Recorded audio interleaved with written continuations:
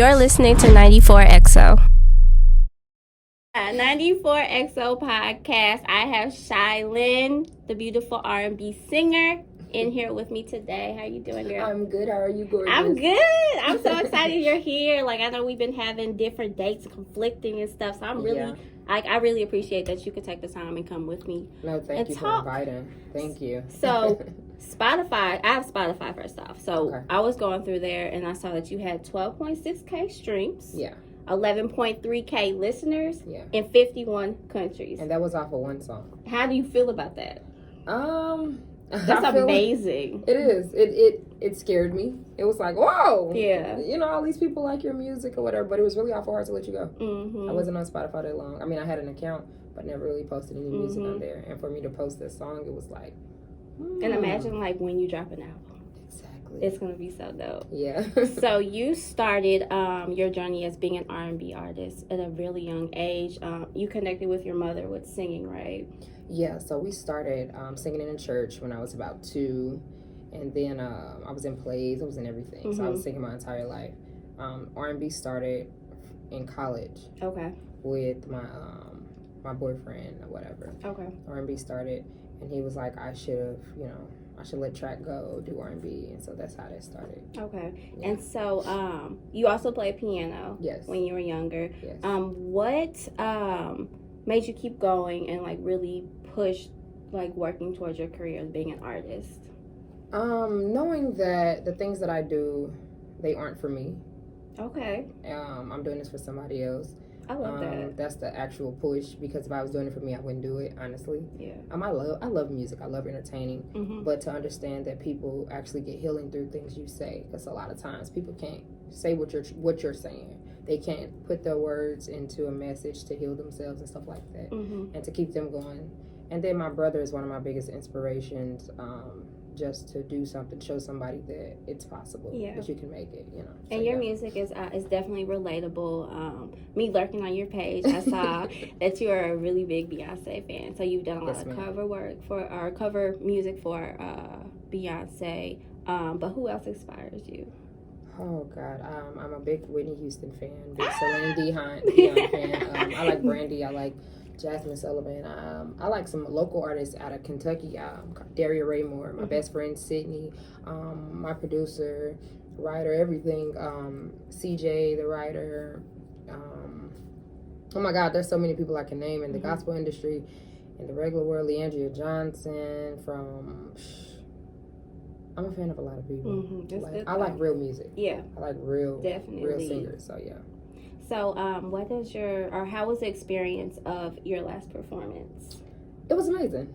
And what was it? It was amazing. It was actually effortless for once. Okay. But it was still a lot of work that needs to happen.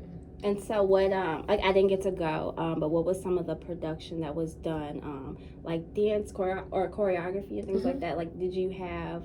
I don't know if you're a dancer, but like, how was that process if you had choreography on there? Okay, so I did have a lot of choreography. I actually, at one time, I think it was like 40 of us on the stage. And if anybody's been to Pops, you know that that's a hard thing to pull off. Yeah. So we practiced wider, but Pops made us condense it. But I had about 20-some kids. Oh my gosh. About 20-some kids. First off, how was that, dealing with kids? I made sure that I picked the professional ones. Okay. You basically, in dancing, most kids are professional. Majority of the kids in dancing are professional. And then I have my own solid dancers. So I grabbed different kids from different dance groups and we meshed together for my show. Okay. I had an idea. I walked my dancers through it. My dancers are my choreographers as well. Okay. A lot of people don't know that. Okay. So I have a dancer by the name of India, Nikki, Sydney, and Tia dance. I think I have another dancer by the name of Deanna, but she didn't get to do that production. But I walked them through my vision, what I wanted, how I wanted it to come together. It was like an opening Beyonce production. And they were like, okay, how can we make this happen? It's a lot of questionable things, but I knew we can execute it if we all came together. So yeah, it was amazing. So what did you learn from that performance, whether it was good, bad, ugly?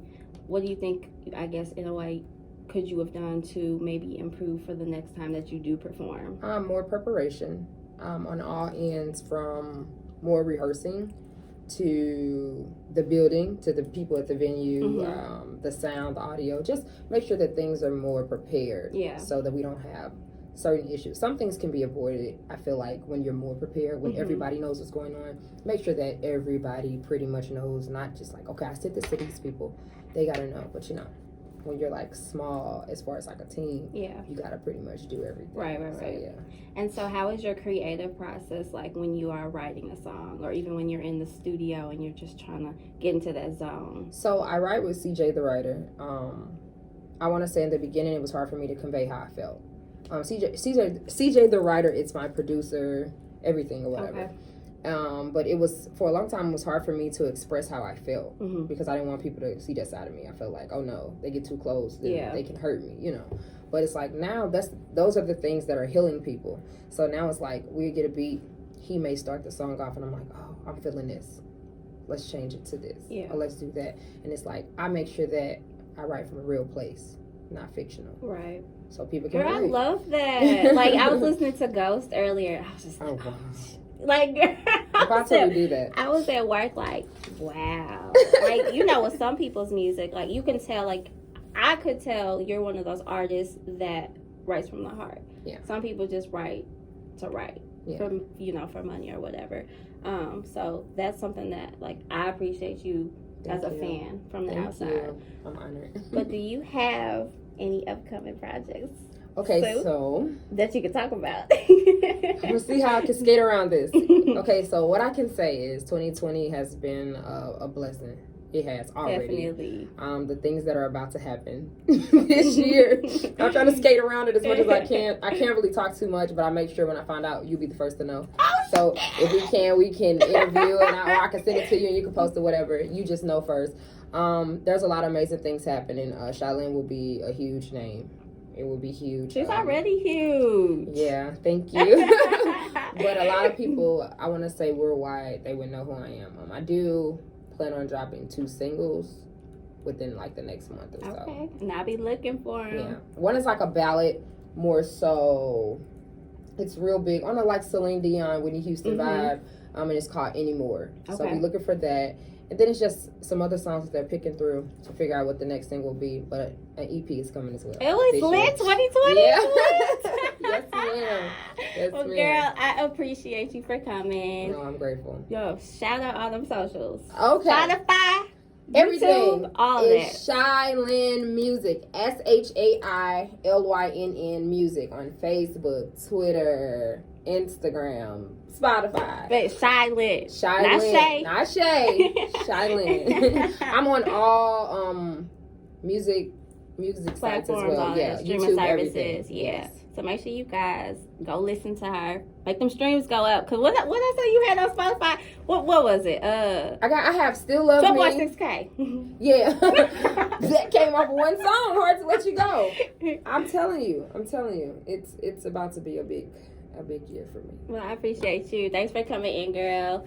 And make sure you guys follow me on 94XO, all platforms. YouTube is 94XO Podcast. Search that, and we are out. Be easy. Bye. You're listening to 94XO.